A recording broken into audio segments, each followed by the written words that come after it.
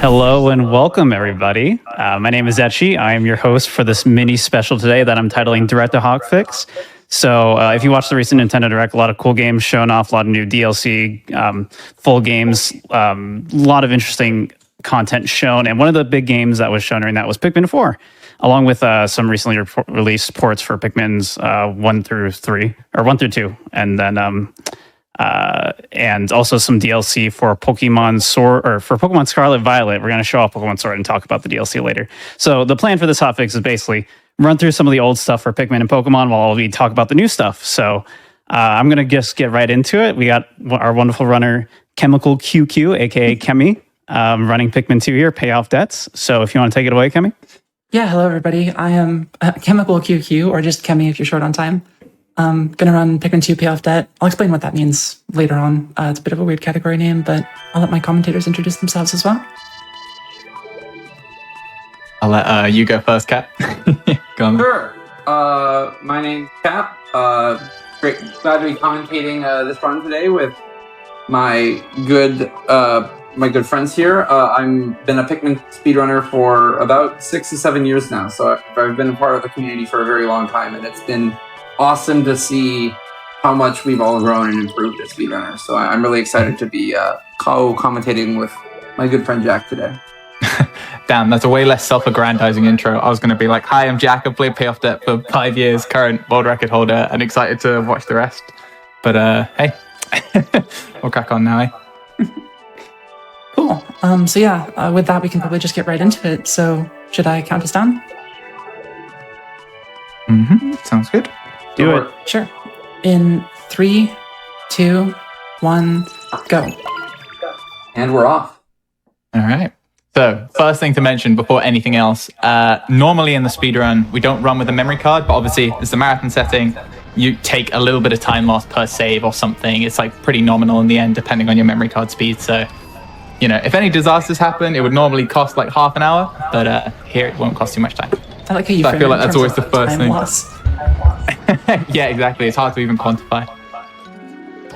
But yeah, I guess the first trick to sort of explain here is like, I don't know, Kat, you'll probably know this better than me, but it was found maybe like 4 or 5 years ago, and it's a way to skip essentially most of the tutorial section of the game in terms of it being strictly ordered.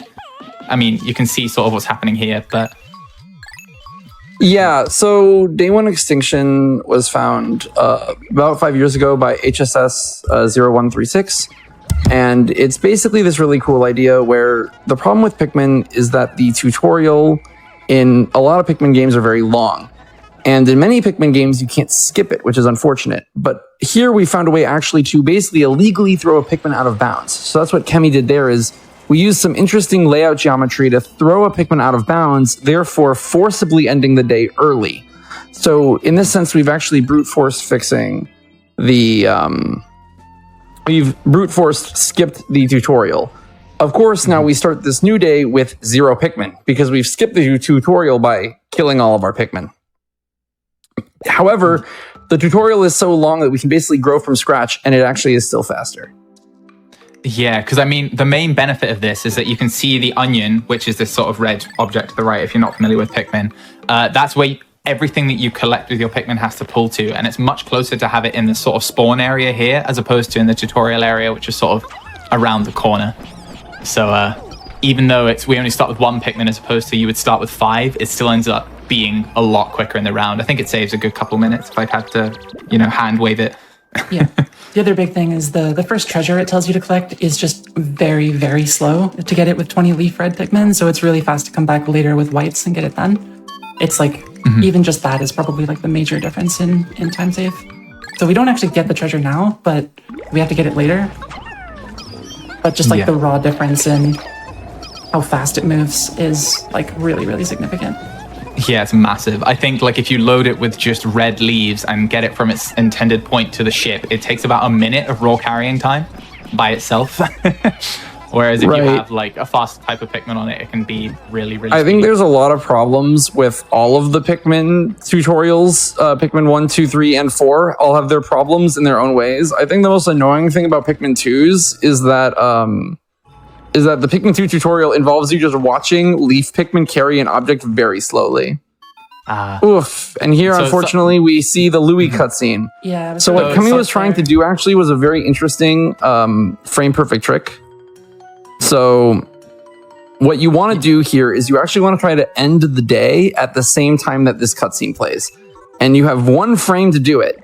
And if you pull it off, then you actually can skip that entire cutscene that we just watched. However, that cutscene is also hilarious. So it is good that we get to see it. It's the first sort of hint that the game is aware something's wrong. Because Louis' eyes were not on his head. For anyone who is not looking at the stream, because the game expects him to be in a different position. And I think the developers like hard code where his eyes are meant to be on his head or something like that. So it's all off relatively. So, you know, quirky side effect of how we're doing things here. But I mean, the unfortunate sort of consequence of that is watching the cutscene there instead of skipping it. Pretty much all of it is time lost because nothing's happening in the background. But we do get an extra Pikmin to work with. So, you know, there's silver linings sort of everywhere. For sure. I mean, Pikmin, generally speaking, just while we're in the tutorial, right, sort of talking about it, it's a game about like multitasking in general. Like the new games have advertised this as like Dandori, I think is the word. I always call it Donburi because I have a tiny brain. But it's basically the idea that like the more things you're doing at the same time, the more efficient that is. So in that cutscene, if we play it in an intended space, if you miss it, then you can have that cutscene play and objects move during the cutscene.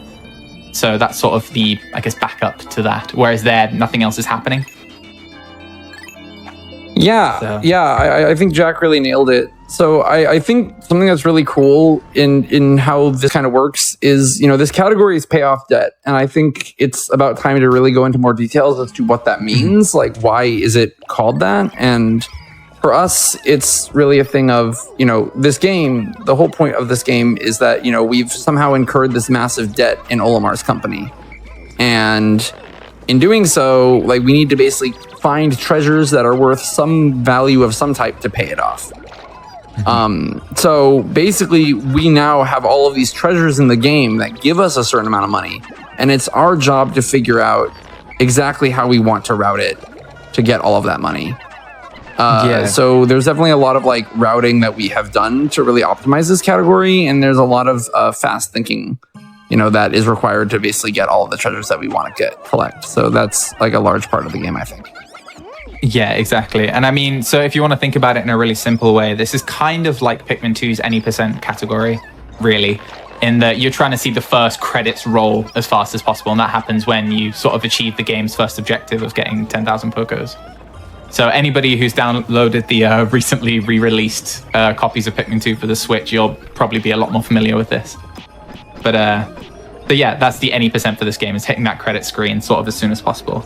And in order to meet that goal, you need more Pikmin. So that's what this whole section has been here. Oh, nailed the egg push as well. So yeah, effectively here we're trying to multitask. You can see gathering all these pellets at the right time so the seeds can sprout from the onion while other things are coming in. And there's just a lot happening at once. And all of these sections in what we call above ground sections of the game, so right now we're in Valley of Repose, they are very, very rigorously rooted.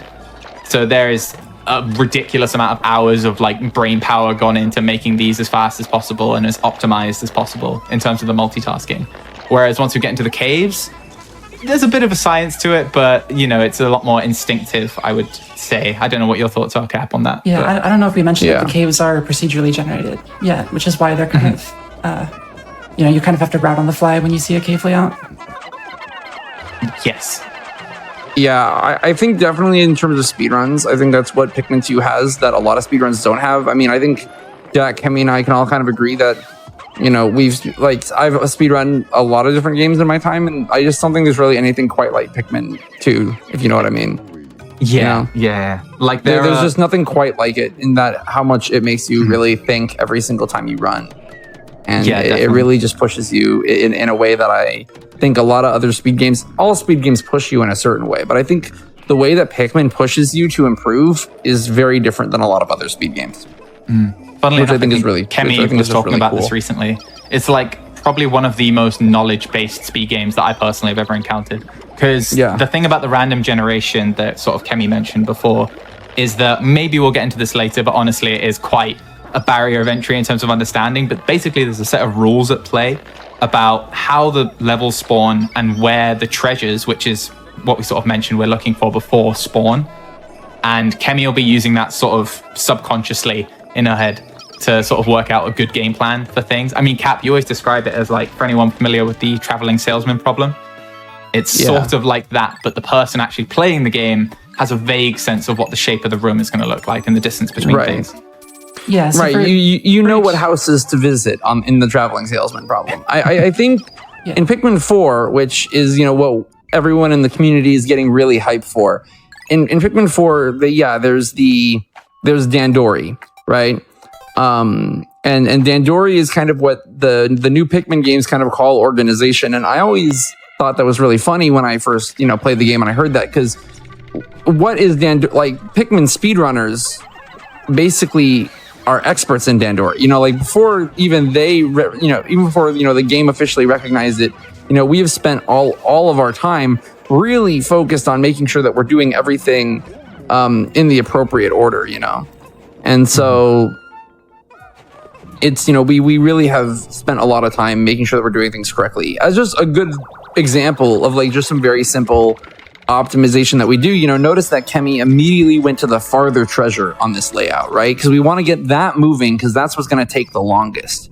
So Kemi just beelined towards the farthest treasure, completely managed it, and then started moving the closer treasure after she had already managed the farther treasure. So this is obviously a very simple example, as this is the first sub-level in the game.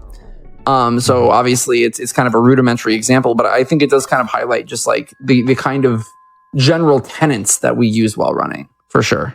Yeah, in a way, it's almost a good fundamental intro. Oh, sorry, Kemi, go on. I was just going to say, like, get the furthest thing moving first is sort of the first, like, mantra you learn as a Pikmin 2 speedrunner, for sure. It's very like Pikmin 2 101. And it kind of comes back to this notion of, like, limiting factors, where, like, at every point, you need to do multiple things, and one of them is going to be the slowest. And so you want to get the slowest thing started first, so it's... because everything else is kind of, like, locked behind that. You can't finish the whole split until the slowest thing is done. Right. Yeah, exactly. I mean, that was part of one of Cap's like super old Discord pin messages and like the speedrunning Discord. It's like the 5 golden pillars of Pikmin 2 speedrunning or something. Yeah. Like one of the biggest ones is just do the furthest thing first and the thing that will take the longest first. Just keep that mindset when you're playing the game. So I'd encourage anyone who's like watching to sort of think about it in terms of like, what would be the slowest thing to do here, potentially, and then you get in that mindset that Pikmin 4 is really talking about. Yeah, I mean, I think it's definitely very, very like cool. And I think as you optimize, it's always very fun, because as you optimize, you find that like what becomes the slowest thing changes, right? Where like you speed up the slowest thing, and then because you speed up the slowest thing is no longer the slowest thing, right? So it's this kind of seesaw motion, right? Where you go between doing the farthest thing the fastest to realizing, oh no, we've done the farther thing too fast, and the other things aren't fast enough, and then, you know, recalculating. So it's this constant recalculation. It's like playing macro whack-a-mole. Yeah, exactly. Yeah, like for an example of this, like here I only plucked 7 purples instead of all 10 at once, just because like we want the globe to get in. That's the last thing that has to happen. So I save plucking those purples for later once the globe is moving, because, you know, we just care about the globe and not plucking the purples as soon as possible. Yeah, because you could see we were waiting there sort of in the downtime, right, for the globe to come in, and we had ample time to pluck the rest of the purples, and they don't speed up the globe anywhere near as much as they would, anywhere near as much as it would take to grow them, really. Also, purple Pikmin, I've realized we haven't even introduced them for anyone who's super new to Pikmin 2. Purple Pikmin are the fighters, basically. They have an incredibly broken, like, pound effect if you throw, which can stun enemies, insta-kill a lot of small enemies, and they can also carry 10 Pikmin weights as opposed to a single Pikmin's worth of carry weight, which is 1. So they sort of increase the complexity of the routing challenge, because you can get things moving, potentially, that might be, you know, sort of quicker than the slowest thing, but yeah, you'll see a lot. Hard to explain. You'll see a lot of purple use in the run, especially as we start to get into sub-levels with combat in them. Yeah. Purples, I also think, are very interesting, because I think from a casual perspective, I think purples can come across as really unbalanced, but I think there is actually this nice speedrunning balance when we think about the Dandori of it all. I'm just going to start using Dandori all the time. I absolutely love it. When you start thinking about the Dandori of everything, I think purples have their own kind of internal balance in speedrunning, because they're insanely good at combat, and they also can be insanely useful in that like a couple purples can pretty much carry everything in the game. But they're of course very slow. Not just slow to carry things, but also just slow to move around in general. You know, they walk really far behind you, and so they really limit how fast you can move to locations and how fast things are carried. So you're really basically doing a large sacrifice when it comes to purples of like maximum power, but you lose out on efficiency in a lot of cases. And often it's worth it, but I think that how they've just been really balanced when you look about the Dandori of it all, I think they're actually a lot more balanced from a speedrun perspective. Yeah, I think in a perfect blue sky vacuum, purples are incredibly broken in a casual perspective. And once you sort of realize that, the game changes fundamentally. But in a speed run, the thing that's really interesting is obviously they're precious in casual runs, but in speed runs, we don't go past that many violet candy pop buds. So say Kemi has, you know, a disaster, or any runner does, right, where they lose like a bunch of purple Pikmin really early, that's going to completely change the fundamental like game plan on a lot of the floors. In terms of just, you have to take a lot more time killing enemies, you have to maybe even grow extra purples in the few floors you can, and that just loses time. Thankfully, I'm more used to running with low purples than most runners. Yeah, Kemi has a reputation for playing a bit fast and loose with purples, but, you know, to great effect, a very successful speedrunner. So everyone has their own style in this game, I think, which is relatively special. Yeah, that's one of the things that makes watching Pikmin 2 really fun, in my opinion. Is like everybody plays a little bit differently and has their own strengths and weaknesses. And it's always fun to see that, like, you know, even though you've played like thousands of hours when you run this game, watching other people play is still like fun. Which is kind of unusual, I think. I completely messed up. I think that I think in the sense of, I think macroscopically, like with all like games, there's a way to play, but I think relatively recently, like a couple months ago, there was a question on a specific layout, and just for fun, I think it's still somewhere. I might re-put it in the Discord at some point, but I tried 2 different ways of basically playing a sub-level, and they came basically to be within a second apart from each other, you know? Which I thought was crazy. In that, like, 2 completely, like, I tried getting like a different treasure first, and like just like rerouted where all the whites would be in the layout, and like, only a second apart, basically. Wow. So, you know, like there's many different philosophies, and unlike other games where it's like you just have to do the split this way because it's just the fastest, what's the fastest sometimes is actually kind of ambiguous, and really trying to figure out what your game plan is as fast as possible is more important than getting the perfect game plan. And I think that's actually a very big Jackism, if you will, right? That like doing the great thing as fast as possible is better than doing the perfect thing very slowly. Yeah, I think Kemi's also very good at that sort of thing as well. Just another sort of thing to introduce, I feel like now's a good time to in Hall of Beasts. There are sort of 2 concepts I wanted to touch on, really. So one, something that comes with the randomly generated aspect of this game is, you know, depending on your viewpoint, an unfortunate or fortunate thing. The game has a lot of RNG that is just raw time variance. So for instance, you saw there in Hall of Beast 1, there's just one treasure that you have to get to. So it can be really close to the pod and it'll take less time for the Pikmin to carry it back, or it can just be ages away. And that, for instance, that layout that you just saw is unfortunately bad RNG. So that just loses 10 seconds. We can talk about all of this, like, you know, flirty, wonderful, like Dandori stuff, but some layouts do just lose time. But the other side of that I think ties in kind of nicely is that on layouts where you do just lose time to the treasures, a key aspect of this is getting the enemy bodies as money.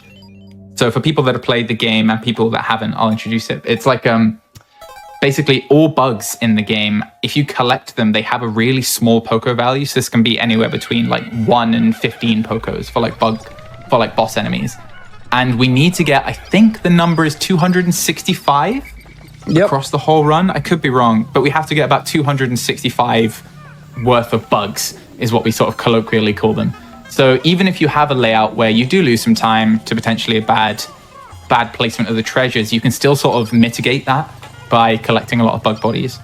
So that's what Kemi did pretty well there, I'd argue. You could see her sort of scanning the outside of the room for any little grubs that could meet their end. Yeah, especially in early game, you kind of have this trade-off between where like you have the layouts that are objectively slower because the treasures are further, but that usually means you can get more bugs because there's not that much to do. You can just spend all of your time once you've loaded the treasure, just killing stuff and getting the bugs.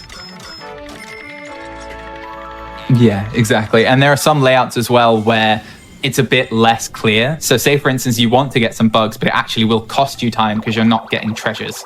And then that's sort of, poor multitasking. So you can sort of cash in those slow floors later on to save some time. It's all a big puzzle, so it's a bit interesting to think about. Yeah, and we know it's sort of a lot of sort of Poco checkpoints, I guess, to look at like how much money do we have at certain points in the run to see, oh, do I need to get more bugs or am I good on bugs? This is a good layout, by the way. Oh, is it Oh, close wow, call? yeah, very good. Nice. So this is probably one of the first floors that actually has like a dynamic flowchart. I think everything else is, we have pretty much optimal plays for every floor, but here you'll see Kemi doing a sort of different approach where she's nectaring here, and because the card is so close, she needs to do this first, otherwise it'll take longer. The whole of Beast 4 is kind of, it seems really self-explanatory as a level, like kill an enemy, flower your purples, grab the card, and that's it. But yeah, a bit of brain power goes into it. Some leaf purples on this, I need to fix that. Yeah, a sort of rule of thumb for flowering the purples here is that there's a long walk to White Flower Garden that we have to do sort of after this section of the game. So leaf purples, you can see them trailing here. They really take their time. It plays to something that Cap was speaking about before, where purples have strengths, but their weaknesses are... Ugh. Yeah, I like to think of a leaf purple as basically a dead purple because they just have a tendency to get eaten or left behind in really unfortunate places. Yeah, I think that's definitely a really good philosophy. I think there's definitely like a lot of, I think especially on the GameCube version of Pikmin 2, it's really important because, your whistle is positioned in front of you. And this is also true on the Switch version. There are some very interesting differences between the versions. I'm actually going to pause the sentence and just see if we get the, nice, we did get the quick kill on the Empress Bullblacks. So, that's such a flex. So that setup is a bit more complicated than it looks. Kemi didn't just turn off her brain, rush Empress, and it dies. It's kind of a specific timing window, but just running forward hits that window on Empress's sort of resting cycle where she won't shake immediately. She'll sort of take there and take a bunch of damage. And normally we use an audio cue for that, I think. Actually, I'm not sure if you do, Kemi. I use an audio cue, yeah. I was listening to it. I have my game audio so like really loud for me personally, so I can still hear this. Okay, I was literally about to say, otherwise Kemi just flexed on all of us by doing it without the audio cue. No, I'm not quite that good at it. Yeah, but still, well done. That saves about, 14 seconds versus missing it? Something like that. So yeah. pretty significant in early game because it's the most optimized part of the run. So can definitely make or break like PB attempts, I think, especially momentum-wise. Yeah. But it is kind of just like slightly tilting to miss it as well, because it's one of those things that like feels like it should be consistent, even if most runners do miss it like a good percentage of the time. Yeah, it's not quite definitely a jail. working on making things consistent is definitely something that we've been really trying to focus on doing lately, which has been always, it's refining strats is always a never-ending battle. One thing that I'm really excited about for like Pikmin 4 as well, which was just announced, is like caves are making a return, right? In Pikmin 4, which obviously is very good for several reasons. And even though it seems that like the layouts are not randomly generated, like in Pikmin 2, one thing that I do really like about caves that is still true in like Pikmin 4 and is true in Pikmin 2 is it really gives you this kind of concept of like close quarters combat. Right, in Pikmin 2 that you don't really get in Pikmin 1 or Pikmin 3, because like something that I also think is really nice about all this management is sometimes you have to really manage your Pikmin well because there's all of this stuff happening like in these really small rooms in these small areas, which requires you to really be focused and to manage your Pikmin in these short areas. And so I think that's something that's really nice that it's kind of coming back a little bit, is there's those kind of ideas that I think are very useful. 100%. I also think another benefit for Pikmin 4, for anybody who may be interested in sort of the series and running it, and I think, I don't know about everyone else in this call, but I feel like it's something I'm really interested in. The fact that there are caves, they're each like little puzzles really. So in terms of routing them the fastest way, it's very, I think, doable to have a tangible impact on the game by suggesting little optimizations for these little like nuggets of the game. Like this is definitely something that's happened in Pikmin 2 a lot. Someone will come up with a good idea for a certain kind of layout and it's just like, oh, that just saves 3 seconds. Cool. That goes into the pool of like runner knowledge. And sort of being a top level runner in this game is sort of being a bit of a know-it-all, I guess. And a loony, depending. But yeah, that just like continues to happen like regularly. We've never really reached a point where it feels like we've just solved the game completely. Yeah. Which is kind of surprising. Yeah, like you would think, for each of these sublevels is, 2 minutes or less usually. So you'd think eventually you'd get to a point where it's like, yep, this is just the way you play it. And for some of the simpler ones, yeah, but there's a lot of more complicated ones later on in the run, and they just like, they keep on giving in terms of, new tech, new sort of concepts to apply. I definitely think that there's a lot of people here who have spent a lot of time playing the floor as well, but I don't think there's ever a time that I'm like, I've seen literally every layout. Sometimes I'll just get like the craziest layout on like, even like Subterranean Complex 2 or whatever. And I'm like, man, I've played so many Subterranean Complex levels, and even then, I can never say that like I'll never be surprised because of how much crazy stuff there just happens in this game. Yeah. We have a like it can throw curveballs, like really, really nasty curveballs. We have a Discord bot to just like generate Pikmin 2 sublevels with the same generation algorithm and post them in Discord, post a little image. And like, when people play the practice hack and see something weird, they'll usually just post make the bot post a thing of it. And you see some really bizarre layouts from the ones that people post in there, like, just routinely. I posted one earlier, actually, that I got in practice before the stream here. Mm-hmm. I'm going to do your job for you and gas you up a little bit. That bot was made by Kemi. Yes, so of all the people that have had like a really significant impact on our technical understanding of the game, the 2 people I feel the need to mention is number 1, Jayhawk. So he was the original person who sort of figured out how the game generates sublevels, is sort of a brief summary of his impact. And he came up with a tool that can like explain it in exactly as the game generates it. So that changed our understanding dramatically about where treasures are placed. And then Kemi has sort of taken that to another level, really, and has made a bot that can actually like show in great detail, like in a very digestible way, like what this layout is, and then people can sort of talk about it a bit more, I think. Oh, so this is our horoscope, people have gotten really deep. Our beam horoscope. Oh, red middle, purple right. Interesting. It's a pretty good horoscope. Getting a purple on that beam is not trivial. Yeah, that's pretty rare. Yeah, for sure. It's sort of like RNG. It's good luck. So we do that just to sort of, I don't know, throw the sticks on the ground and see what shapes they make, I guess. Yeah, the tea leaf for the vibes of the run. Yeah, it's like tea leaves. I would say purple getting up there is a good sign for today. I'm going to call it a good omen, Yeah, purple on the beam is always a good omen. Indeed. All right, so this is probably the most RNG volatile floor in the game, and for anyone who's thinking about the RNG side of this, the treasure's all the way on the other side of this floor, so you can see Kemi walking, frankly, a mini marathon here to pick up the chapstick, which is his treasure to the left. This floor, it could spawn like right here, for instance. So like where the hole is, the gauge or the pod can be where the chapstick is like now. We could have the ship spawn like it has right very here, high variance. and then chapstick there, and then the hole would be kind of like over there, because the rules for where the hole spawns means that it usually isn't this close to the pod, but you can get layouts that are like, I think 20 seconds faster than this one. This is kind of an egregious example of a floor that's pretty bad.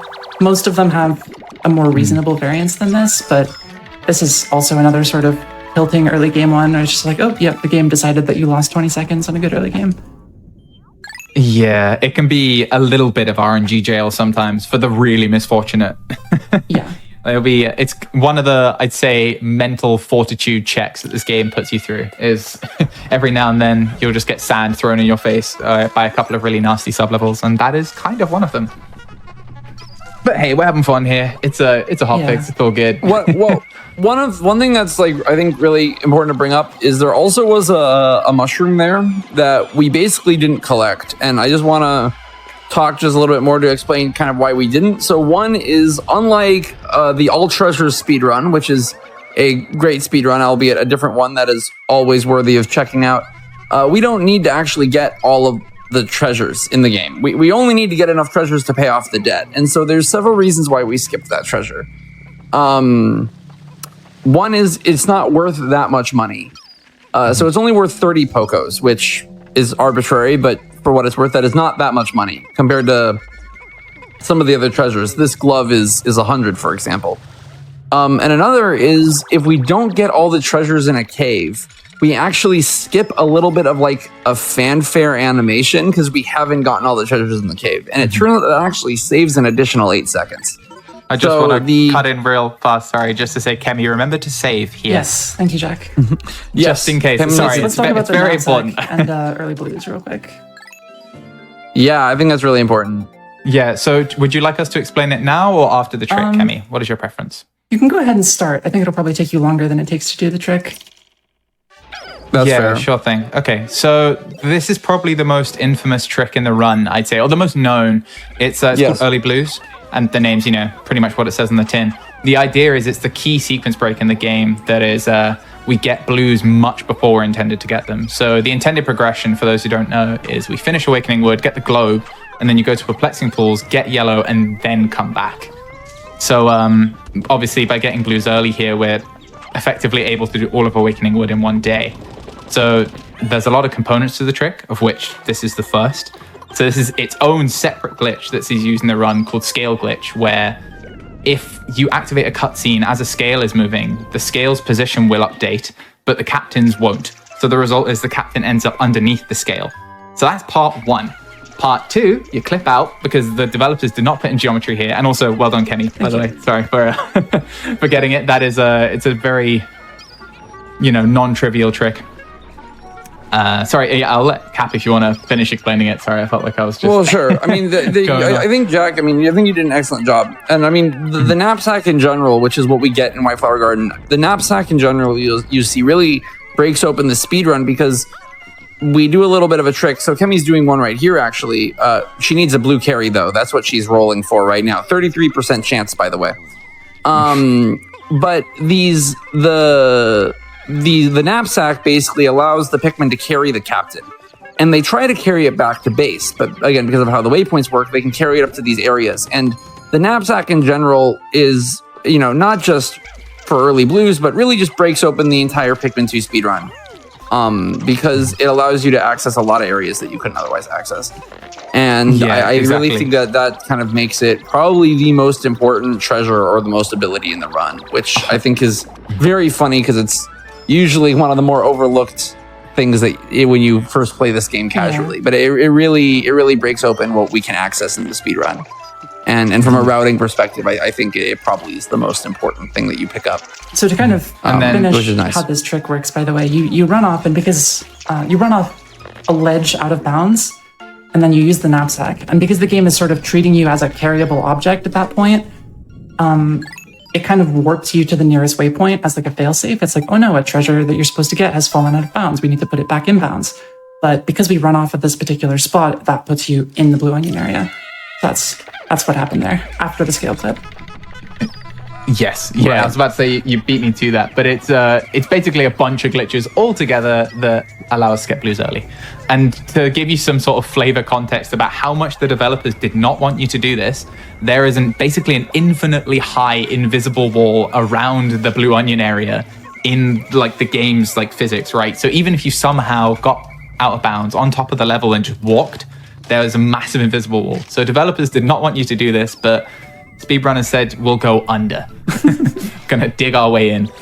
So I always think that's really funny to think about. And also another big difference for the Switch version. Sorry, just to mention this as well. Yeah, no, for sure. It uses the new play control, which is the Wii version re-release. It uses that game's failsafe effectively, where they've effectively hard-coded in a check to say, has the player unlocked yellows? If yes, they're allowed to whistle the blues. If not, they are not. So you can do all of the trick, but then when you actually get to the blues and try and whistle them, no joy.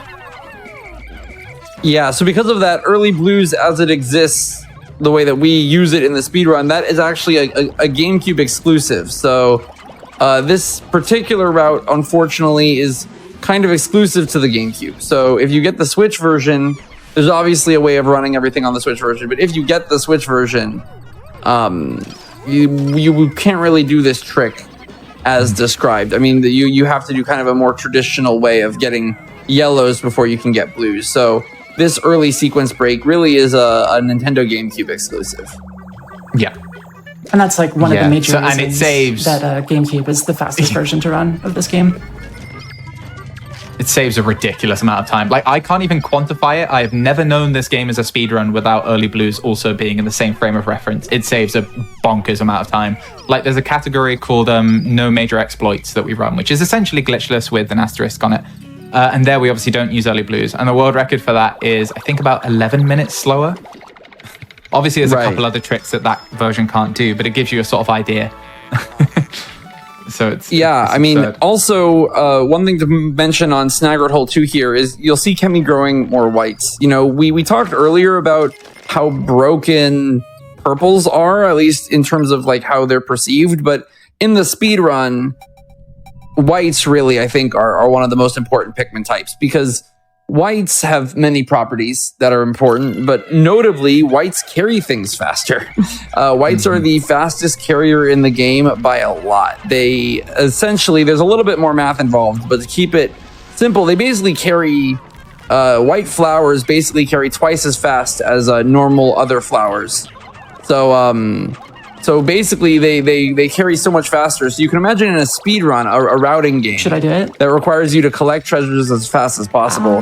Having those fast carriers really are important. So to us, whites pretty much are one of the most precious resources in the game. So Chemi gets basically more as soon as she can to really maximize the total carrying speed and the utility of her squad. So that's a little bit about why whites are really important. Yeah, and I mean, for context, even though she went out of her way on Snaggered Hole 2 to grab those extra whites, right? Like, she technically could have left sooner. They will easily make up for the time they take to grow, easily. Because they're like, I don't know, speed juice, basically. You really try to get somewhere between 30 and 45. 30 to 40 whites, depending on the exact RNG and the layout. And, you know, they definitely worth their weight in gold. And similarly, if you lose Pikmin, like losing whites is one of the most damaging colors to lose if there's combat. One thing that she did really here is this is a really old strat, but the cannon beetles basically enemies usually cannot shake or do an animation if they're in the middle of another animation. So it's a really fun way of killing the cannon beetles, where you wait for them to inhale to throw a boulder, and those beetles will spit boulders at you, and then you can actually swarm them and basically deplete their health before the boulder comes out. And this is an old, I mean, that's a circa 2017, you know, very, very, very early days strategy, but it's a really good example of how, to us, it's second nature, but in Pikmin 2, we actually really do take advantage of enemy behavior and enemy animations to really speed up combat. And so there's a lot of small optimizations like that I think are very cool. And I think at this point, we often take it for granted.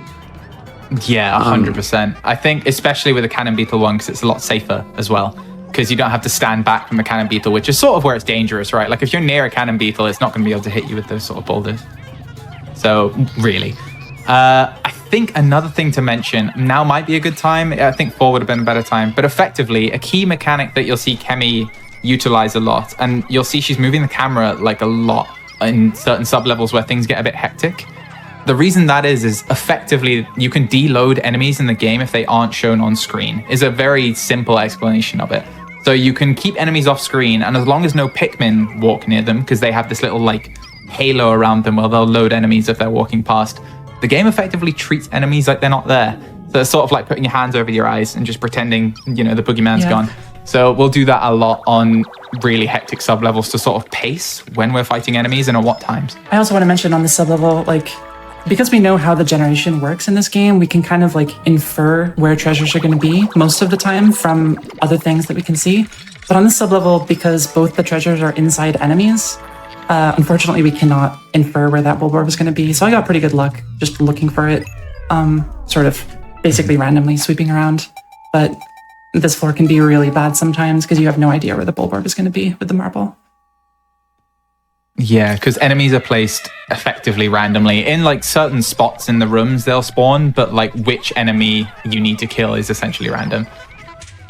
So that's also why Chemi will kill the antenna beetle first there, even if hypothetically, you know, a machine would have known that the bulborb was closer, just because we can't. Ooh, okay. Big talking point here. This treasure is the make or break of all payoff debt speedruns, and this is an incredibly good floor that she's gotten it here. So this treasure is called Stupendous Lens, and on Snagger Hole 6, you can see a lot of this floor is locked off with water. So this treasure effectively is not guaranteed, and you have no reliable way of searching for it. So it effectively saves minimum 40 seconds to get it here, because we don't have to get a much slower treasure later on in the run. And it's relatively luck-based whether you're able to get it or not. So this is great, actually. Yeah, I kind of wish I had this luck in my PB attempts. This was really good. Yeah, like a plight of top-level runners of this game will be doing lots and lots and lots of attempts where you just don't get this treasure, and it's very fast to get the treasure. So it can be, you know, sort of a roadblock. Right, and there is a way of generation, but as Kimmy mentioned earlier, because enemies are placed randomly and Lens is kind of in this enemy here, it can be really, really random to get. Another reason why I brought up the cannon beetle is that really preps us for what happened there. So basically, in a similar way, we kind of take advantage of how enemy animations work to get the quick kill on the pileated snagret. So unfortunately, what you have to do is we actually sacrifice some reds. So basically, we intentionally incur just enough damage to make sure that the pileated snagret starts the eating cycle. And so because it takes time to grab and eat 3 Pikmin, we are basically able to deal enough damage during that time. Because if you put too much damage early, it shakes. But once it starts the eating animation, it will continue it. So we basically use this idea of uncancelable animations to really force these really fast boss cycles. Yeah, and that's compounded with a secondary, I'd say lesser known side effect of the purple pound mechanic, which is when they pound the ground, the enemy, like it bouncing up in response to that pound, pauses its animation. So it effectively extends that animation by like double what it would have been. So you get twice the amount of time for the Pikmin to just wail on the pileated snagret. So that strat's really cool. I think that was made by the a Japanese score attack runner whose name escapes me at the moment. Was it Albert? Ah, yeah. So, very cool strat. So now that we have blues, and now that we've entered a cave, the blues are back at the onion, which is where, sorry, at the ship, which is where we want them. And because we have blues, we now basically get to more quickly get the globe, which is an above ground treasure right past that bridge there that will unlock the next area. And before, it's pretty tedious and you have to knock down a whole bunch of gates to get to it. But because we've unlocked blues early, we can kind of access a bridge that we want to use to carry the globe much earlier than normally intended. Yeah, the alternative route basically involves destroying a gate, which, as you may remember when we were doing Valley of Repose, is a much slower process. You have to sort of just put whites only on a gate, and they're not known for their strength, so it takes a while. It's a so being able gate, to sort of, so you can only use whites for that one. You can't use your whole squad. Which, you know, when you have 20 or less whites, that's not very fast. Yeah. Also, another point that kind of reminds me, actually. So people who have played Pikmin 2 and are familiar with the game in general might be wondering why we're not getting the spicy sprays here. Please. So in the All Treasures run, it gets both types of sprays. So it gets spicy sprays and bitter sprays. But for Payoff Debt, because the category, in relative terms, is a lot shorter than All Treasures, you only have access to a few spicy sprays, and they don't have that many good spots where they will save a lot of time effectively. And actually getting access to spicy sprays can take a lot of time, both in collecting the berries and in 2 long unskippable cutscenes. So you're not able to sort of make an effective return on that time cost for getting spicy, so we don't. Yeah, no, I mean, the spicy sprays are definitely very good, but we've really routed the game in some very interesting ways, but also there's some consequences, like a very interesting, if you can call it a consequence in a way. And a very interesting thing about it, for example, is we don't have a lot of floors with gates on them, right? Like the sub levels that we use don't really have a lot of gates. And spicy sprays are very useful, but they don't actually make your Pikmin carry faster. You know, that's actually a very common myth, right? That they're like, oh, spicy Pikmin, like they're so fast, but they don't actually carry treasures faster. And so they're really useful for basically performing tasks quicker. Think like knocking down gates, building bridges. But the way that we've routed it, there aren't that many uses for spicy sprays that save a considerable amount of time, because we're usually getting treasures in payoff debt that aren't behind gates, or you don't need to build that many bridges that you can't multitask. You know, like we've really consolidated a lot of the way that we route and run this category. And so as a consequence, really, we don't need them as much as you would think. Yeah, exactly. Whereas in All Treasures, obviously you're doing everything, and especially in some of the later caves, in especially the Wistful Wild area, there are gates everywhere. And because you have such a long run, so for context, the All Treasure speedrun world record right now is 3 hours and a half. And that is also leagues ahead of a lot of other people, but that's something I won't talk about today. But in that run, you have access to so many more spicy spray drops, whereas in Payoff Debt, you would probably only be able to get maybe six, somewhere between 6 and 8 in like a realistic time frame, without spending even more time to then lose. But there aren't many good spots to use them, like Cap's saying, because we sort of routed it in such a way where the treasures are very accessible, you know, enemies notwithstanding. I do think something that I really appreciate, and I think this is true for all Pikmin games, I think as well, is I think there is such a big difference between like the shorter category. I mean, for us, it's Payoff Debt versus All Treasures. In Pikmin 3, it's any percent and all fruits. And in Pikmin 4, well, we'll have to see, right? Very excited to see how the categories shake out there. But the difference in the speed run is just so immense. Not just in like the number of tricks you have to do, but really stylistically how you approach it and play the game is just like very differently, because you have all of these different tools, and you also have different restrictions and priorities in terms of like how many Pikmin you can lose, etc. You know, it's very different, and you know, all fruits is very different than any percent in Pikmin 3, and so far it's shaking up that like whatever the short category in Pikmin 4 is going to be, it's also going to be very different. And I think that's something that's also very cool is, you know, in a lot of games, you know, any percent is like the short way of doing something, and 100% basically, you know, you do very similar techniques and you just kind of play more of the game and do more levels. But I think in Pikmin, really, there's a lot of technique and like a lot of stylistic changes that the extended categories really force you to embrace. And so it's going to be really interesting. I mean, I think it's super interesting now how much it shakes out differently between Payoff Debt and All Treasures, and it's going to be really interesting to see how that shakes out in future games. Yeah, I mean, so just to give another flavor of that, I feel like Boblat's Kingdom is fairly self-explanatory, so now might be a good time to actually talk about it. The Pikmin community has also been doing speedruns of the Pikmin 4 demo. So just for, you know, to pass the time until release, and maybe to get a flavor for the mechanics as well. And even in that short, like, you know, window of the game, things are very different. Ooh. I say that, sorry, very scary moment, but ended up okay. It looked like mostly reds and blues. Yeah, that was fine. Great layout on 4 though, actually. So the Pikmin loss is offset by how good this layout is. Mm-hmm. Yeah. Okay. Yep. Sorry. I'm just taking a bit you're off all guard by good. that, but it seemed to work out okay. So yeah, just for some context for like the Pikmin 4 speedruns and what's happened there in terms of like the longer and shorter category differences. One of the categories for the demo is just finishing it, getting 1500 Sparklium or whatever.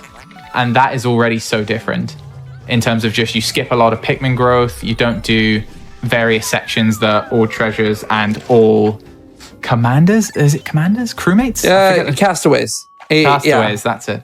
Yeah, so whereas that, you grow a lot more Pikmin, you do sections a lot more rigorously, and it's already shaping up to be really different. So if anyone's interested in the series, I'd recommend giving that a go. We're sort of informally keeping track of it in a community leaderboard. Yeah. Just a spreadsheet. Good bit of I mean, competition. yeah, we've already been hard at work. I mean, the community's greatest minds are already hard at work routing Pikmin 4 with the extent that we have access to it now. And obviously we expect a lot of that to change as the full game is released. I was going to ask about that too, because like what kind of categories have we seen so far from just from the brief demo snapshot that people are already running now, and also could be categories for the real game? That's a great question. So so Kemi has to go through all of this and kill a couple kill a couple orange bulborbs and get a skull. So while that's happening, I think it's just worth to maybe talk about. So in Pikmin 4, it's kind of different where instead of Pokos, so in this game there's Pokos, right? But in Pikmin 4, there's something called Sparklium, which is basically similar idea, right? It's just some kind of unit that these treasures give. And Sparklium, so the NE% right now is just, if you get Sparklium, you unlock the next area. And so we assume to a certain extent that NE% is just get as much Sparklium as possible. And so that right now seems to be the quote unquote NE% in terms of like, how much does it take for you to basically advance to the next area, right? So if you want to call that a quote unquote level, you can kind of think of it like that. Whereas there are a whole bunch of these other collectibles, right? So of course you can also just get, regardless of how much Sparklium they give you, you can get all of the treasures. And then there also are these kind of secondary collectible in the game called Castaways, where there's this kind of side mission of like, oh, you can rescue just all of the other people that have crash landed on the planet in Pikmin 4. And so getting all of them is going to obviously require a lot more routing and a lot more thorough stuff. And so those are the kind of two main categories we're thinking of right now. And then for the first time in any Pikmin game, there's actually a percent counter. So there actually is like, 0% to 100%. So for the first time in any Pikmin game, we can maybe envision like a 100% category.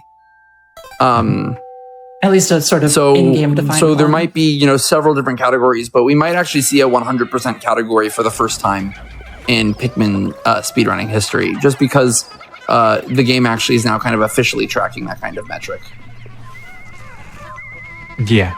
So it'll be interesting to see how it all plays out. But already there's like it's a very different mindset. So it's kind of like, I've been thinking about it a little bit, and it's explaining it to people. It's sort of like a mix of Pikmin 2 and maybe 3 in that regard, in that there's a sort of currency aspect to it, which is akin to what we're doing today. But then the above ground sections really feel a lot more like Pikmin 3 in terms of how they're going to be routed. Just because the above ground section that we've been given in the demo feels a lot bigger. But I'm not sure if I'm alone in that thought. No, I mean, it's big for sure. Mm-hmm. So it's all early development, sort of TBC. But for now, in terms of learning the mechanics and getting used to our new game, potentially, those leaderboards have been really fun. Awesome. That's super cool to hear. It seems like there's a lot of opportunities for it. Could be a great game for beginners as well. And for chat, as a reminder, if you want to see some great Pikmin speedrunners approach Pikmin 4 as it comes out, be sure to follow chemicalqq, JackDraz and KapKapRevenge on Twitch. Thank you. Thank you. I was about to say, we've been indulging in it already a little bit. So I think the interest is definitely there. I mean, speaking personally, I was a little bit skeptical because I was mentioning this actually sort of, behind the scenes a little bit before we started, that like I find that speedrunners tend to stick with their particular entry in a series quite often, and I'm definitely guilty of that. Like I'm a Pikmin 2 sort of, I was going to say specialist, but maybe just hermit. Yeah. But I think playing Pikmin 4, I'm actually personally quite interested. So, I hope that speaks well to the game, but we'll see. Yeah, it's kind of been bringing together a lot of the Pikmin 1 and 2 runners, which sort of, stick in that sort of side community, and then the Pikmin 3 runners, which obviously Pikmin 3 is very different than 1 and 2, so the fact that it's bringing those two sort of groups of us together is really cool.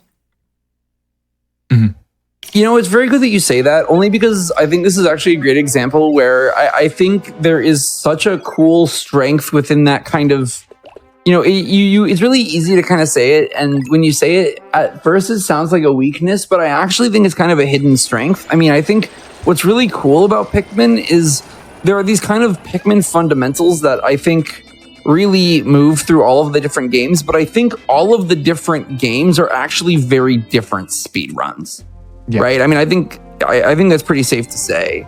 And so I think that's actually also very cool in that I think there's no shame in preferring one speedrun over another because they're all very different. Yeah. But I also think that's like very cool that within the confines of like what Pikmin represents and like the ideas of Pikmin, all of the different games are very different speedruns and allow for a lot of different expression within that. And I think that is definitely a very cool kind of side effect of how the Pikmin series is designed.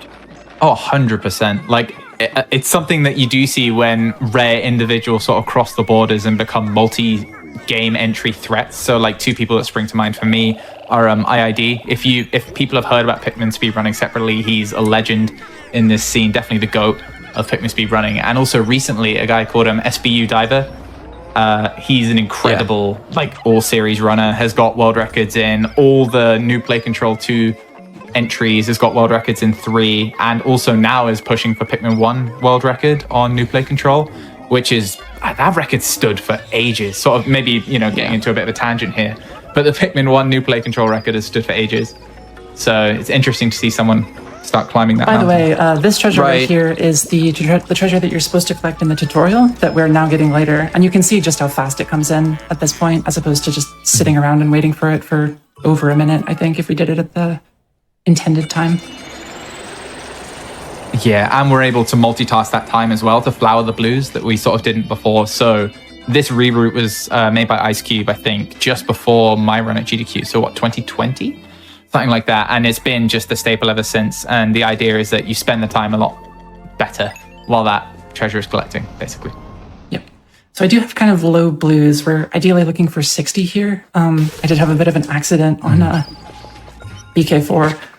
It happens. A bit of a whoopsie. This run is very volatile. Pikmin 2 is usually known as like the hardest Pikmin game for good reason.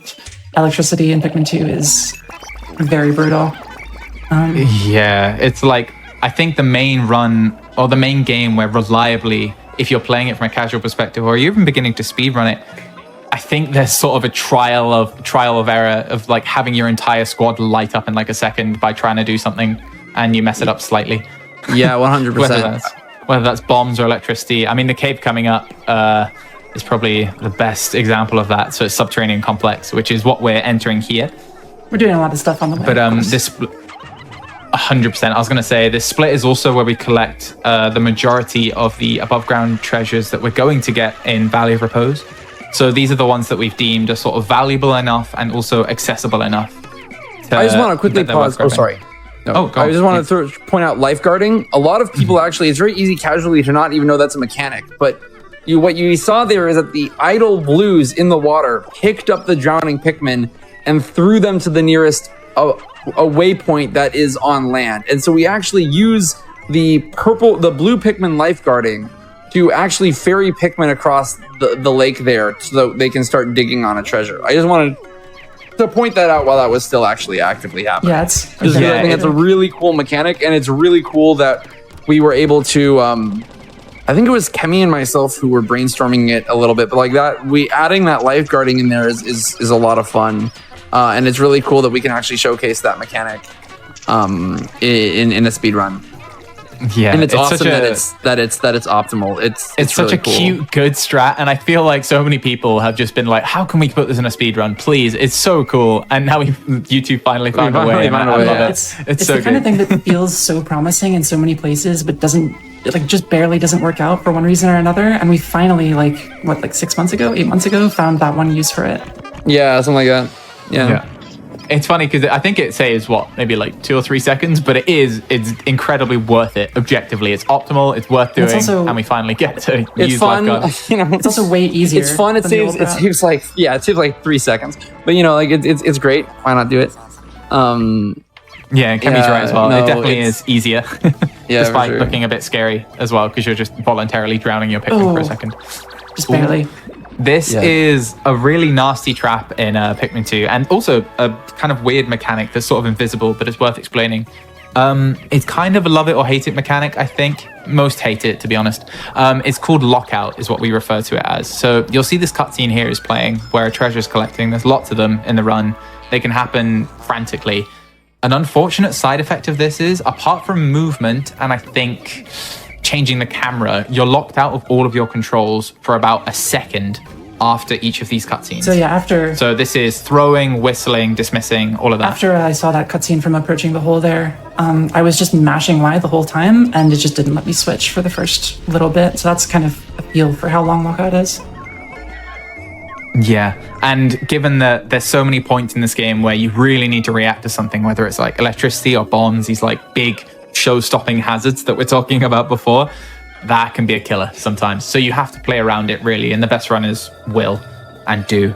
So yeah, just in case you thought like, oh, why didn't the runner simply whistle the Pikmin there and save them from dying after the cutscene? There might be a bit more to it than appears, unfortunately. Yeah, especially if you have like a few treasures all sort of coming in at the same time, you can end up in lockout for like 5 seconds equivalent game time, which is a really long time. Yeah. So here in Subterranean Complex 1, it's kind of annoying because we're searching basically for a buried treasure. And nice, the bumbling snitch bug that steals the captain just got down there. But one really good use of the way that we understand that layouts are made is it helps us kind of develop strategies of predicting where this buried treasure is going to be, because Subterranean Complex 1, this level right here, is very fast. It's very large. And so being able to quickly look at the layout and ascertain where we think this buried treasure, and because it's buried, it's invisible. So being able to very quickly ascertain where it is such a huge boon for quickly executing this game. To quickly run down the score read, how this works is I saw the tape, which is the other treasure, which we're not getting in this other room. And when you see a treasure in the middle of a room like that, that effectively halves the score of that room for high score means more likely to place treasures there. It halves the score of that room for other treasures that get placed later. And so I could know with pretty high certainty that the other treasure was in the other room. Yeah, so there's so many moving pieces to it, but that one, I think SCX1, which is the initialism for Subterranean Complex, is the best example of it, really. In that, because you can't see it, and any time you spend not grabbing that treasure is just completely lost time, right? Like, you're just not spending that time efficiently. So the fact that Kemi was able to read that there and ascertain the info from that tape location is just a solid example of that skill. Here I'm waiting a little bit longer than maybe I strictly have to, just to make sure I don't have any stray Pikmin that will hit bombs if I stick them at the wrong time. There's a lot of bombs in Subterranean Complex, so it's very, very important to make sure that you're not accidentally setting them off at inopportune times, because then you either have, a squad wipe, which is awful, or you have to just whistle all your Pikmin off the treasures and wait for the bombs to go off, which is very slow. Yeah. You're either sitting there and twiddling your thumbs, or you're mourning the speedrun. It's one of the two, and both are bad. I think Pikmin 2, I think Subterranean Complex is a really good example in Pikmin 2, though, about how the devs actually made really clever ways of punishing you for basically trying to abuse mechanics too much. Like, the idle bombs on the ground are definitely trying to prevent you from just tossing Pikmin or C-sticking Pikmin without care, like they're like, okay, well, in this cave you have to be very precise, because if you aren't precise, we're gonna heavily punish you for it. Yeah. And I think that's just a very cool, from a game design perspective, is like Pikmin 2 really as a game does its best to punish you in a certain respect, where it's like, there are mechanics in this game, but if you don't if you don't pay attention to how those mechanics are used precisely, we're going to punish you for it. And I think that's just a very cool implementation of that in the context of idle bombs.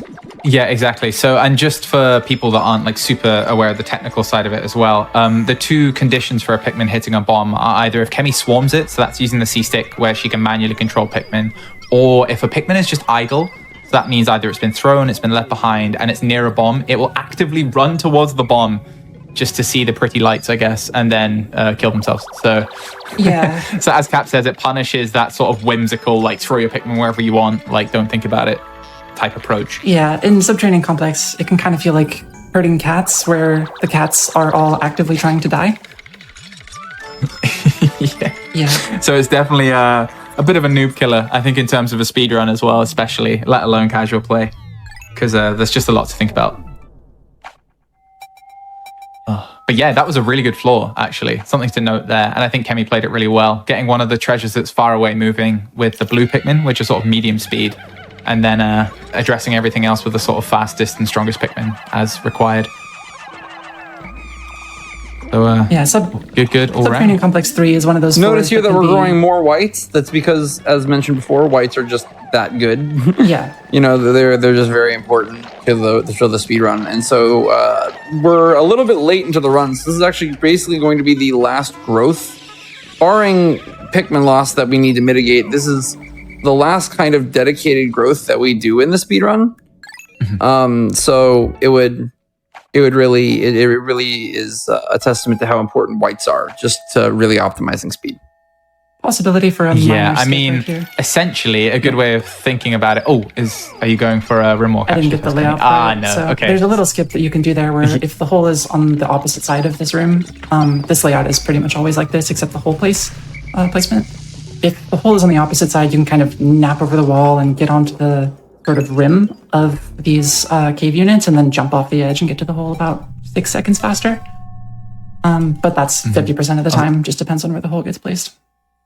So this floor... Yeah, so this floor is notorious for its density of enemies that can wipe you instantly. So it's going to be a lot of zooming in. Kemi's going to pick which enemies, like I was talking about before, that she wants to see and when, is sort of an idea. But it's also just a lot of high stakes, small plays, really. So if there's taking a bit of time here, I think that's the main time you'll see it. And also combined with very annoying Dweevils, which can steal treasures and cause all sorts of issues. That Dweevil just absolutely pixel health. That was so annoying. Oh my god. Yeah, I was going to say, I really thought that Dweevil was gonna. But you can see that Kemi is an incredibly talented player and has identified the threats that needed to be taken out. So that was that anode in the middle and these two Dirigibugs. She's neutralized them and immediately run for the treasures. So this was really well played, in my opinion. No, it was amazing. So yeah, we usually call that like, it's a technique that you see most in payoff, that you basically see it on 6 mostly, but there's this idea of the smash and grab of like, there's a lot of enemies here, but we only need to actually get the treasures out, right? So just smash everything that you need to make it safe and then just get the treasures moving out of the danger zone. And so that was just like a very good example of that. So even though there's a lot of enemies, we didn't have to really kill any of them. We basically can just like make sure that they're neutralized just long enough that we can get what we need. Yeah, because time spent killing enemies is time spent not getting the treasures a lot of the time. And the treasures are sort of the win condition for the whole speedrun. So smash and grabbing is really, really good, especially in 6 or Subterranean Complex 6, I suppose. Yeah, and there's just a lot of enemies. This floor can be This is pretty bad. pretty nasty. Yeah, This is particularly that we've gotten some stinkers just for the speed run. The game knows that we're doing a marathon, so we're getting some really hard ones. Here, these Groinks are some of the more dangerous enemies in the game because they fire actual mortars at you, which is a little intense. Oh my god. Okay. Yeah, nope, it's fine. Kemi played this wonderfully. Everything's fine. So the combat here is really weird as well. So a little known fact about Groinks in particular is that their shots, only because they shoot 3 shots in their attack cycle, only one of those is actually lethal. So there's even a weird element of RNG to whether you're going to be in trouble or not. But yeah, Kemi handled that combat masterfully. I think another kind of nuanced thing about how Kemi played that is that she used one Groink to shoot the other one. So if you put some purples on that sort of tower and you leave them there for a second, the other Groink can aggro onto that and shoot, its pal, basically. So yeah, good stuff by Kemi there. It'll be really interesting to see like what other enemies they choose to include in Pikmin 4, especially because I think what Pikmin 2 is known for more than any other installment is it has a really deep Piklopedia. Like there's a lot of different enemies. There's a lot of different types of enemies. There's a lot of all that present themselves with different hazards or different maneuverability, and I think that like that just really is a testament to, I think also why Pikmin 2 is very well beloved by a lot of people, is just because it just has a lot of enemy diversity, a lot of biodiversity, and it means that a lot of different strategies have to develop. And so Groink's for example of just one particular type of problem that you have to deal with that I think is very different from any kind of problem you have to deal with in Pikmin 1 or Pikmin 3. Yeah, exactly. And it's like, it's something that just lends itself really well to this game, I think. Like, you see it a lot in the challenge mode also. You can sort of just, like, think of it like mixing cocktails of just, like, throwing in random enemies. Like, what happens if you put a Groink in the same floor as a bunch of anodes? How is a player going to deal with that? Like, things like that is a really cool part of this game. And also, the bosses are quite iconic. But, that being said, people really like the boss at the end of this cave called Man at Legs, but he's slow. We have a good speedrun strat for killing him, and it's really flashy. And if you watch AT, you know, you'll see it there with a slight difference in execution. But it's only 100 Pokos for his treasure, and it takes about, what, a minute? Minute 15 like or something 15, to minute get 20, that? something like Yeah.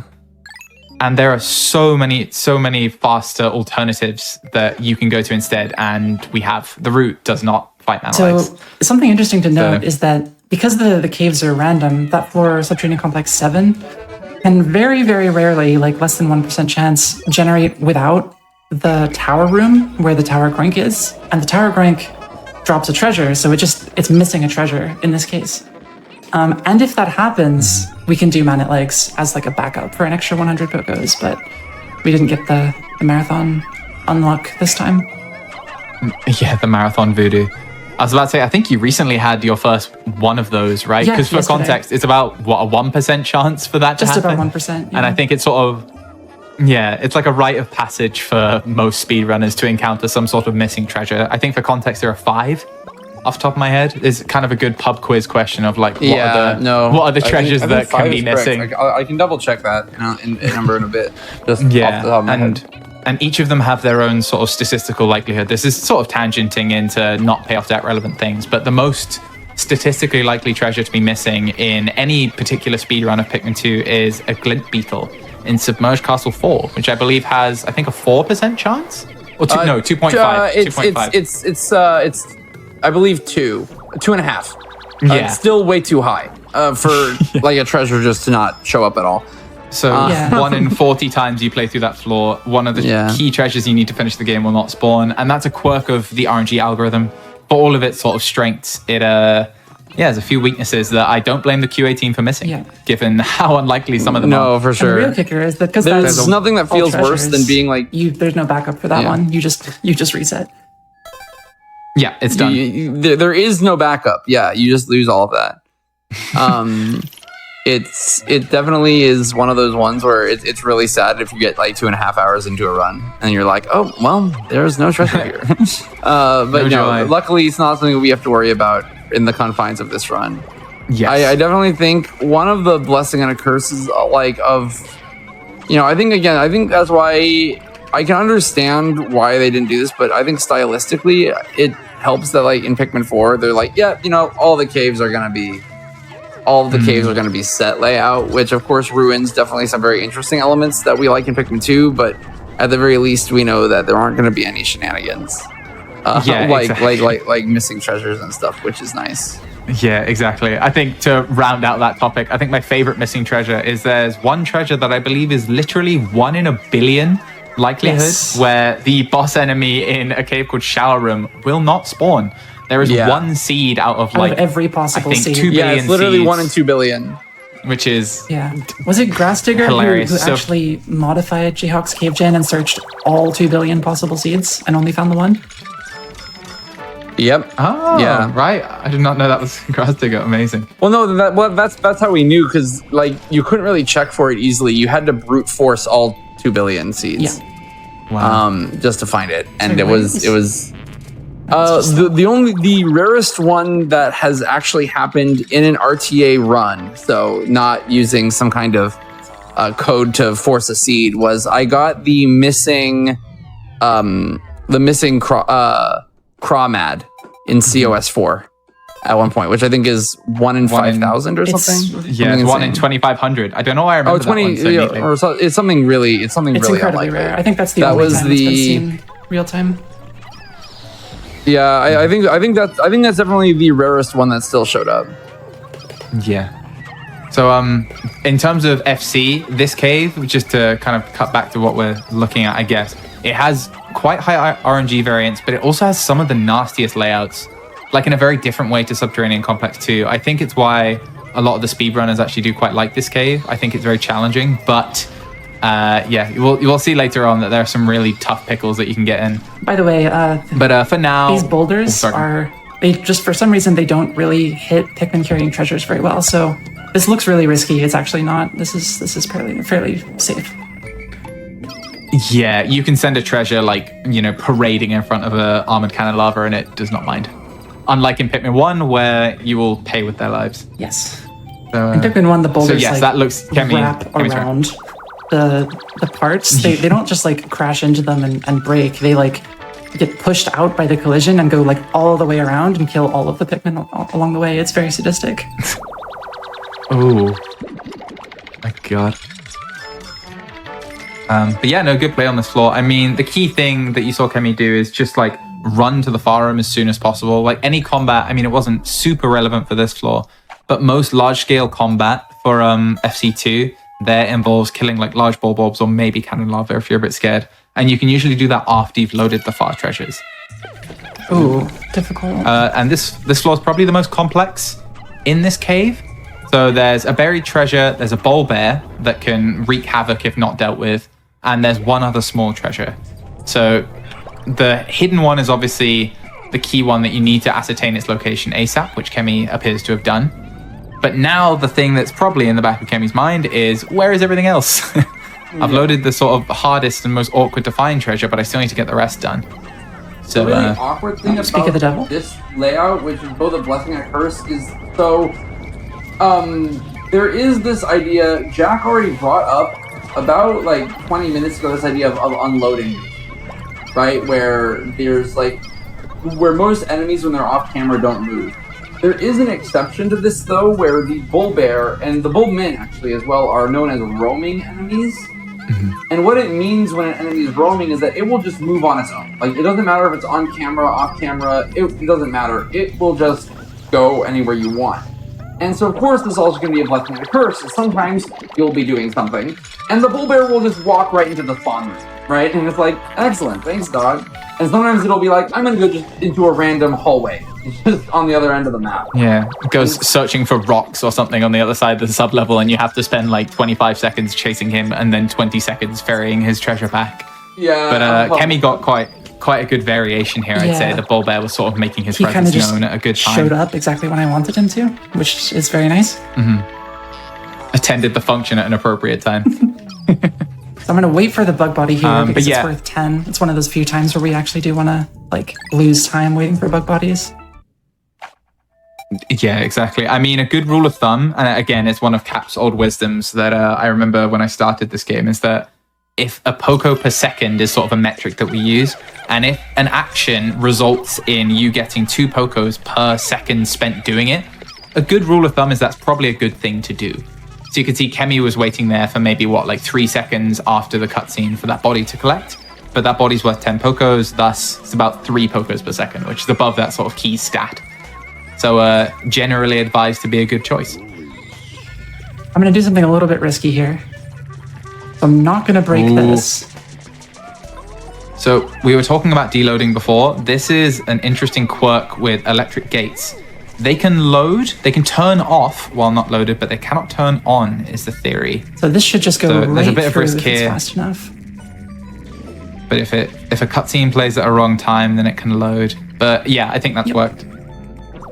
So that's a very, very niche mechanic, but it saves a lot of time here. And Kemi obviously went for the star first, which was further away. Yeah, this spawn room, you kind of have to go all the way around from the other direction where the star was. So you want to get that moving first, even though they kind of, from the come down, they sort of look about the same distance. The star is actually much faster in terms of how far it has to carry. That's another, have we mentioned looking at the come down? Kemi played that. Yeah. Oh yeah, you got 2 pinch from the other side of the room. But yeah, Kemi played that wonderfully. That was really good. And it's quite a hard strat to pull off. It takes a lot of gumption, especially when you're on like good pace or something and you're on like potentially world record pace. Pulling off a strat like that requires a lot of bravery. So, or a marathon setting, it all plays. Yeah. The come down, by the way, when I say that, it's when that little animation you get when you fall into a sublevel for the first time, where it sort of shows you an overhead view. I'm paying like really close attention to that to try and get a feeling for where all the treasures and stuff are. And of course, we skip it really quickly, so we don't actually have that much time to look at it, because obviously any time you spend looking at it is time not spent getting the treasures. But that's a very, very important skill to learn, is being able to digest a layout in like just a second or two from the come down. Yep. I also just want to take a moment to say that one thing that I think I really like, not to fanboy the community too hard here, but I think what we as a speedrunning community do a lot of, honestly, for all 4 games is, I mean, not just a really attentive and an attentive top runner pool, but we also have really developed a lot of resources for pretty much all of the relevant games. And so I think that's a really cool thing. Like, if you want to really get into Pikmin 2 speedrunning, even if you want, you know, the GameCube version, the new Play Control, Wii and Wii U Virtual Console version, or even the new Switch version, I mean, we have like a lot of resources to help you. And if you want to get into Pikmin 1 speedrunning, we have a whole bunch of resources and tutorials to help you. And we also have a lot of tutorials about Pikmin 3. And already a lot of us have started to really get together about Pikmin 4 and really talk about, like, what do we think, what kind of skills do we think are relevant? Like, how should we think about going about, like, routing different things? And so I really think that, like, getting into this game is just very, very accessible for, like, a lot of people. And that, like, there's a lot of people that have spent a lot of time really thinking about how the game should work and really making that information digestible. So I really think that that's something that I'm really proud about, just even from, you know, my own perspective, but also something that I think is a huge boon to people really looking to get into this game. Yeah, it's definitely the easiest it's ever been to. I think Kemi's going to go for a cool strat here. This is one of the few times in the run where we do what's like luring bulbs. So in Pikmin 1, you'll see this a lot more, but here the idea is you get the treasure moving, and because whites are so fast and like you have time to sort of, you know, move the bulb away from them, they can just sort of juke behind quite quickly. Sometimes they can get you in trouble because they can go a bit too fast, but you can see Kemi did a good job there of just load the fast Pikmin onto the small treasure so it goes past all the dwarves without getting hurt, but then she's luring away the biggest threat, like independently. So the idea we mentioned the smash and grab, but sometimes you do the even scarier just grab. You know? Yeah, pretty no much. Smash required. You know, just grab and go, baby. Mm-hmm. Yeah, no, Exactly. it's good. We're looking really good on Pocos, by the way. Going into the final area, perplexing pool, where we will end up paying off the debt. This is fantastic. So because we got Stupendous Lens earlier in the run, we can skip a treasure that we would normally get, but I've actually been getting enough bug bodies that I might be able to skip another smaller treasure in the last cave, potentially. Yeah, so for context, the flag or the Poco checkpoint that I think Kemi was talking about close to the start of the run that we use here is 8180 or 8185, depending on how you count things. And Kemi's already exceeded that. So any sort of bug that she collects now is going above and beyond any bug she needs to collect, apart from 2 sort of ones that we always reliably collect. So if she can get like maybe 30 in bugs or something of that kind, then she can skip like a small treasure later on, which saves 10 seconds, something like that. So it might be worth spending time to collect bugs if they're fast, is probably what would be going through, you know, a runner's head at this stage. Yeah. Alternatively, you know, you're also kind of thinking that you can just kind of YOLO it and completely ignore most bugs if you don't see many that are fast. Which, you know, in these last couple of caves, the bugs can be kind of slow sometimes. So that's definitely a really nice boon. I think looking at the other channel, I think it's yeah, lets you completely focus on the hard gameplay that's required in these caves. Yeah. I just realized, you know, that this is something also worth pointing out, but like, because we got early blues, like in this route, that also is why we took what was honestly a very unconventional way of doing things, where we unlock Perplexing Pool. And of course the game basically wants you to immediately go there, stuff, right? And that, like, because traditionally you don't have blues yet, and you need to get yellows to get blues. So there's this kind of natural area progression. Help yourself other than the practice runs. And we basically take advantage of that because we get blues early, instead of going directly to Perplexing Pool, we get to build up our squad and get more whites in Valley of Repose. And then we can basically come into a perplexing pool already with blues in hand and just kind of smash through the remaining caves. So I think the route that we do is just very much taking advantage of the full power I turned of both you guys up on Discord in this case. Yeah, definitely. And I mean, for any VOD watchers out there, if this ends up being a VOD, there's a really cool quirk that speaks to what Cap was talking about there. In the cutscene when you enter Perplexing Pool, all the onions normally fly down. So you see the red onion and the ship fly down, but the blue onions just sat at the bottom. And that's because the way the cutscene doesn't expect you to have blues at that point. It doesn't think it's possible. So the blue onion doesn't like fly in with everything else. So I just think that's really funny. So another intended quirk of how we're playing this.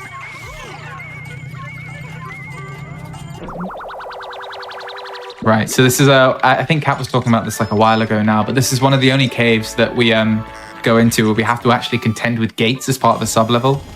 So it changes a lot about how we play, because you need just as many Pikmin as possible on a gate, but you still need all the treasures to be moving. So the thing that's going through a runner's head at this point is, when do I load the gates? Should I do it before or after the treasures? As you can see what Kemi's done here, we're now having to wait on this gate to come down because she prioritized the treasures a little bit earlier, which it's a really, really hard judgment call to make. Yeah, the balance is very, very finicky with these. Yeah. And they're definitely I think these are some of the hardest floors to play within top 1% of perfection, just because getting the timings down for the gates is really hard. So, I definitely agree. And this floor, another really cool aspect about understanding how the cave generates sub-levels is going into this floor, one of the key stats to think about when you're looking is there are only ever going to be 2 gates that spawn. The game will never spawn more than that, it'll never spawn less. Well, it might be able to spawn less, but in some 1% scenario. So Kemi's going to be able to see okay, there's a gate here that we're having to do to get this first treasure. But if she sees another gate that isn't blocking a treasure, she knows that the next treasure we're looking for, which, spoiler alert, is buried, she knows that treasure isn't going to be locked behind a gate. So it, can potentially change up the timings. This isn't a very generous layout, I'd say. This kind of sucks. Yeah, but it's a key bit of info to know. Yep. I think also this plays into something that we've mentioned before, where I think gates change the routing a lot, right? Because instead of just getting treasures moving, it's suddenly another time-consuming element and something that you have to manage Pikmin around, right? So I think that really is a really good example of why I think gates really deeply complicate a lot of the things. And you gotta really... and I think it's just a really good example of why it's really hard when you have gates, and why not having a lot of gates in the Payoff Dead speedrun are basically very important, at least in terms of runner self, to prevent more pain from happening. There's a reason why we kind of minimize floors that have a lot of gates. Really, definitely. COS 2 and 3, Citadel of Spiders, COS 2 and 3 really not 2 and 3, 3 and 4. Well, 2, 3, and 4 all have gates, and that's pretty much the only place that we really encounter gates, except for a couple choice levels in Snaggered Hole as well. I mean, there's really a reason why we minimize floors that have these, because depending on how the gates are laid out, you can really just be stuck behind a lot of some really difficult and unintuitive Pikmin management. Yeah, definitely. And I mean, you've seen it on both of these last 2 floors. I mean, Kemi's played them slightly safer, but also, I'd say, sensibly overall, and has ended up having to sort of wait behind a gate as it demolishes. Oh, this looks like a bit of a kooky corridor to me. Yeah, this is kind of... This is what we call a meme corridor, where the layout is trying to trick you into going down this room, because normally they sort of spawn... the hole sort of spawns... oh, it would have connected... Oh, no. Yeah, okay, it would have connected up. It's so hard to tell when there's lots of hallways like this, because the hole spawns in basically the furthest location, irrespective of where the enemies are. So if you see sort of a long corridor down the side like this, you can get completely juked. If this wasn't connected and I went down this room, I would have just lost a ton of time from having to backtrack and then go down the long hallway. Even without that, this is a hilariously PB killing COS4, by the way. It's just really this was...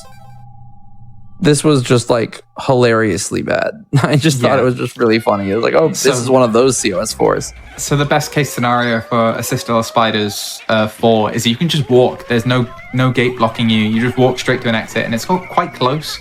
And that probably saves, I'm going to guess, like 25 seconds over what we just watched.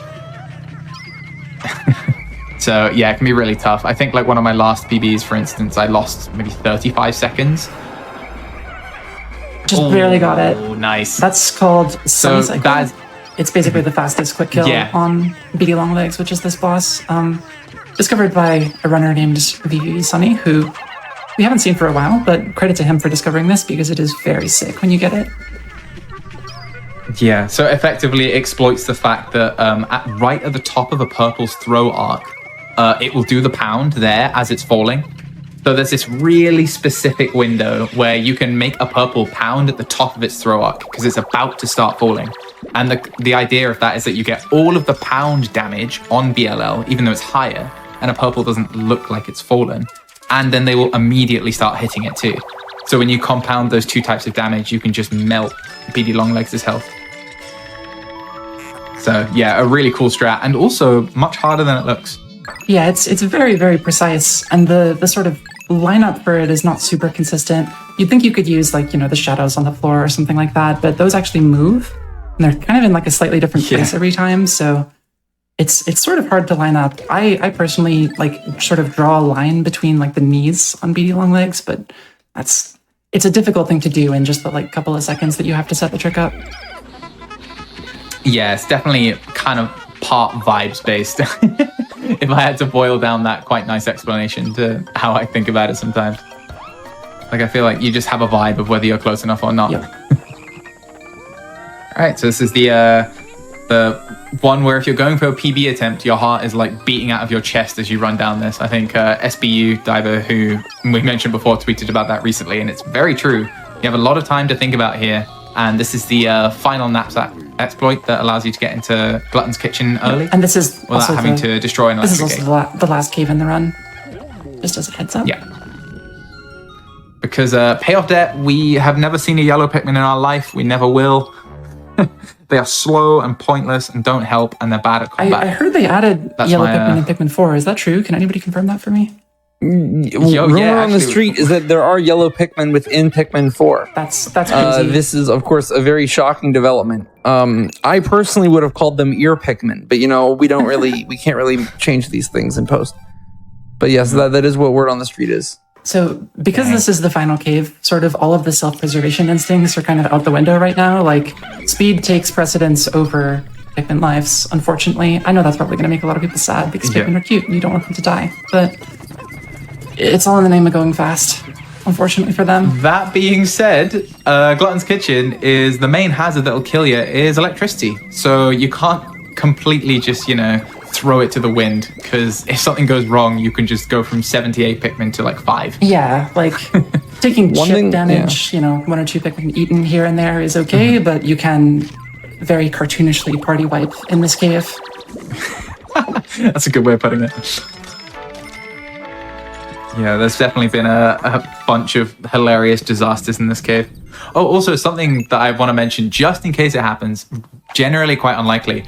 One of the most known and pseudo-reliable crashes that can happen in this game mainly happens in Glutton's Kitchen, and it's as a result of bread bug pathing. I think our exact understanding of exactly why it happens isn't necessarily there yet, but it's effectively a pseudo-random crash that bread bugs cause.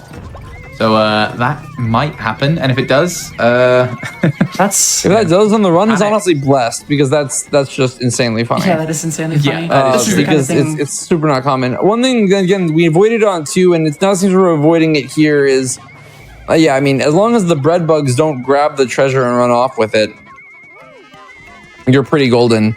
Bread bugs, are definitely very, very, very frustrating to deal with in the Pikmin speedrun. In AT, you can bitter them, but we don't have bitters here, so we really just have to hope that they spawn in places where they can't really grab the treasures. And luckily, that's been the case in here in 3.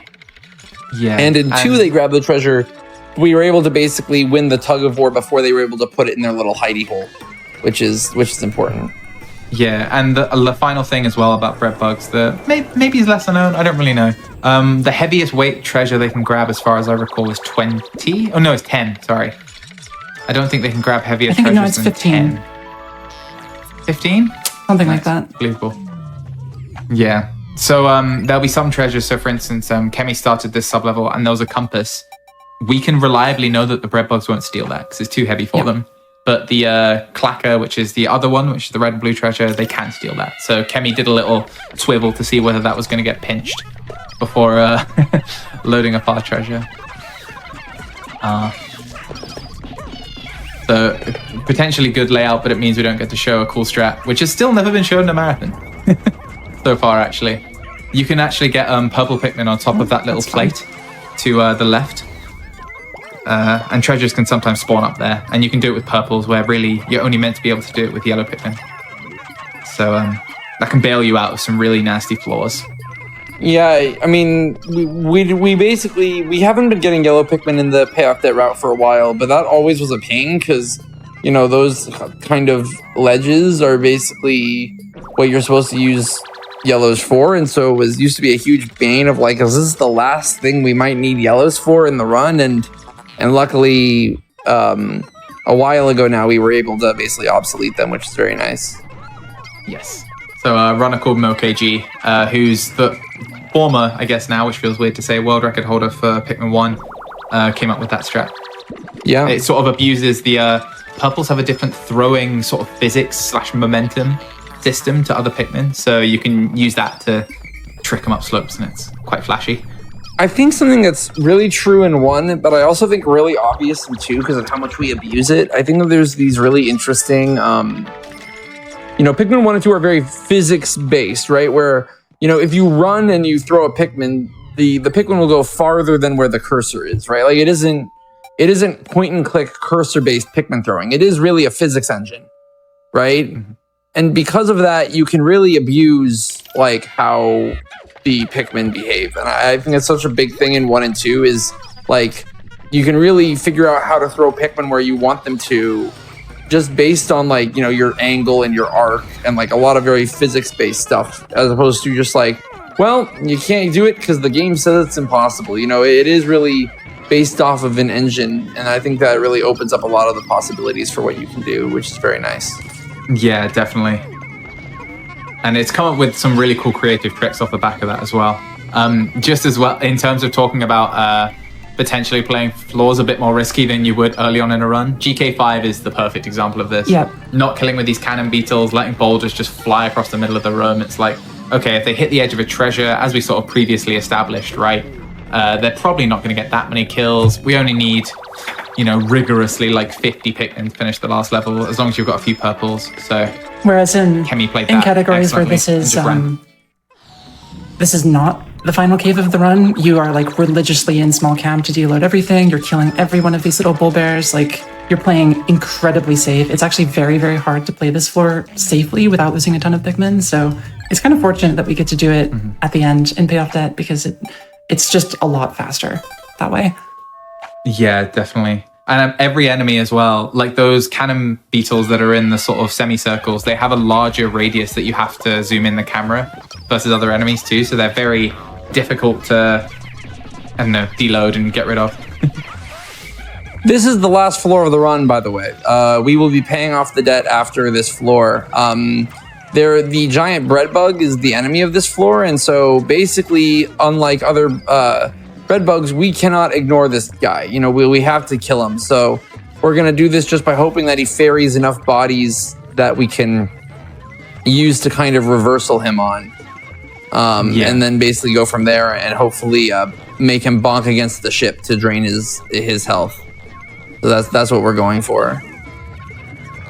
Yeah, so the timing of getting the giant bread bug to collect treasures is quite finicky. So you'll see here, there's a lot of items coming in at once, and we don't want the little bread bugs to prevent the giant bread bug from grabbing something.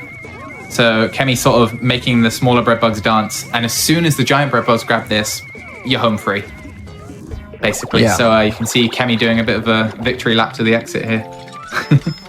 Yeah, Kemi's just for GDQ and other people, it should be noted that time is going to be very short now. Maybe another minute or so of our RTA until time, just because we got to watch all these great cutscenes and we get to see the numbers satisfyingly hit 10K.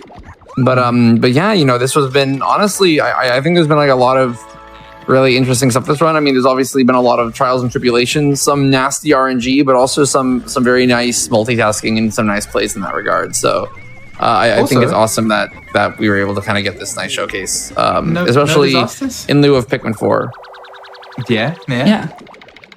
Yeah, this is the last treasure from Giant Breadbug, who is my favorite. I love Giant Breadbug. One of the best emotes on Twitch. a solid 140 for the books. I mean, excellent work for a marathon. Pikmin 2 is definitely a very it's a very stressful game for a marathon for sure. Because you have to, as we've been talking, you really have to be good at thinking on your feet, and you have to be reacting very fast. So really excellent work in a famously very challenging speed game. Yes. And time. There you go. Cool. GG. Nice. So you said 140. What was the final time on that? It's 138 something. Oh, really? Okay. That is the first sub 140 in a marathon. Nice. Yo, let's go. Very good. Yeah. Yeah, awesome. I believe it's a 138.04. I think is actually when time stopped. I'm actually because time really stopped right before happy the with credits. that. Yeah, because memory card loses. My memory cards are slow, so maybe like a minute and a half, 2 minutes throughout the run. So that's like a pretty competitive time. Wow. Adjusting for the memory card loss.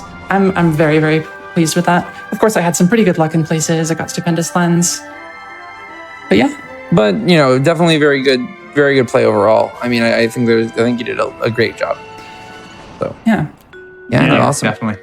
GG's, everyone. Make sure you're following chemicalqq on Twitch. Is there any shout outs you would all like to do before we end things off here? Yeah, sure. I mean, of course, shout out to Jack and Cap for commentating this. That was a huge help for me because I find it really difficult to talk and play the game at the same time.